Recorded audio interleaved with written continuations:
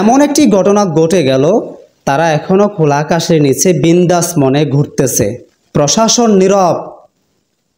অত্যন্ত দুঃখজনক একটি ঘটনা। প্রশাসনের এমন কর্মকাণ্ডে লজ্জিত। কি বলবো বুঝতে পারছি না। আমাদের মা বোনেরা নিরাপদ কোথায়? মেয়েটি মাদ্রাসায় যাচ্ছিল। মাদ্রাসা যাওয়ার পথে কার্তিক নামের একটা ছেলে তাকে সেখান থেকে নিয়ে যায় তার এক বন্ধুর বাসায়। সেখানে 3 দিন 3 রাত পর্যন্ত এই মেয়েটির সাথে কি হয়েছে বুঝতে পেরেছেন? খুলে বলতে হবে আপনাদেরকে। মেয়েটার বয়স কত জানেন? 12 কিংবা 13 এর ভিতরে হবে, বেশি হবে না। এই বয়সের মেয়েরা কি করে?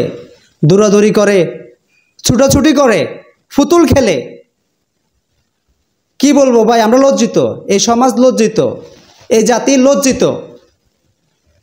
মেয়েটাকে স্থানীয়দের সহায়তায় যদিও উদ্ধার করা সম্ভব হয়েছে, কিন্তু তার সম্মান উদ্ধার করা সম্ভব হয়নি। তার সম্মান তারা নিয়ে গেছে। মেয়েটার মা, মেয়েটার পরিবার যখন এই অভিযোগ নিয়ে প্রশাসনের নিকট গেল, কোনো সাড়া পায়নি। প্রশাসন তাদের অভিযোগ গ্রহণ করেনি। মেয়েটার মা বাবা প্রশাসনের পিছু পিছু ছুটেছে, বারবার অনুরোধ করেছে, তারা কোনো মূল্য দেয়নি, সে অভিযোগ গ্রহণ করেনি, তাড়িয়ে দিয়েছে। পরবর্তীতে স্থানীয় কিছু আলেম ওলামা থানাতে যায়, অনেক কষ্টের বিনিময়ে সে অভিযোগ তারা গ্রহণ করে।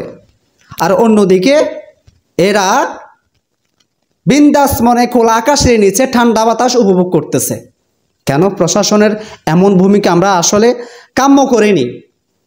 মেয়েটি মাদ্রাসায় পড়ে, তার লেবাস দেখতেছেন কত সুন্দর। তার অপরাধটা কি ছিল? তার সাথে কেন এমনটা হয়েছে? আজকে যদি এই মুসলিম বোনের জায়গা যদি সনাতন ধর্মের কোনো বোন হতো, তাহলে কি হতো বলেন তো? সত্যি লজ্জিত আমরা লজ্জিত। এখন পর্যন্ত আমরা কিছু করতে পারিনি। অথচ আমাদের দেশে কত ইসলামিক সংগঠন, আমাদের এই দেশের মা বোনদের নাকি তারা করে ফেলতেছে, কোনো সমস্যা হবে না, নিরাপদে থাকতে পারবেন আপনি আপনার গন্তব্যে। কার্তিক নামের ছেলেটা মেয়েটার প্রতিবেশী, বুঝতে পেরেছেন? গাজীপুর কালিয়াকৈর ঘটনা এটি। এটিএম বাংলার যে সাংবাদিক আলী আসগর ভাই, তিনি অত্যন্ত দুঃখের সাথে এই কথাটা যখন বলতেছিল, আমার নিজের কাছে লজ্জা লাগতেছে। একটা বোনের, একটা মেয়ের, একটা সন্তানের যখন সম্মানটুকু তারা নিয়ে গেছে, তার বিচারের দাবিতে যখন অভিযোগ নিয়ে তার মা বাবা যখন প্রশাসনের নিকট গেল, সেখানেও তাদের ঠাঁই হলো না, সেখান থেকে তাদেরকে তাড়িয়ে দিয়েছে। এ হচ্ছে আমাদের দেশের প্রশাসনের ভূমিকা। তো আপনি নিরাপদ কোথায়? কোথায় আপনি নিরাপদ? এর পেছনে কাদের হাত রয়েছে? কেন তারা এমন করছে?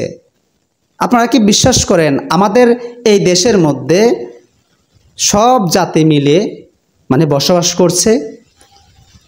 মুসলিম, সনাতন আর অন্যান্য যে ধর্মগুলো রয়েছে, সবাই মিলে আমরা কিন্তু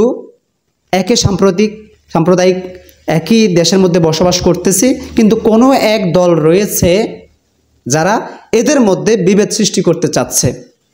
এগুলো কিসের ইঙ্গিত? লজ্জিত আমরা চাই, এই দেশের জনগণ চায়, এই মুসলিম বোনটির সাথে যে কর্মকাণ্ড ঘটিয়েছে বা ঘটেছে, আমরা এর সুষ্ঠু বিচার দাবি করছি, তীব্র নিন্দা ও প্রতিবাদ জানাচ্ছি। আমরা চাই যারা খোলা আকাশের নিচে বিন্দাস মনে ঘুরতেছে, তাদেরকে যেন অতি সত্বরে আটক করা হয়, উপযুক্ত শাস্তি দেওয়া হয়। ধন্যবাদ সবাইকে।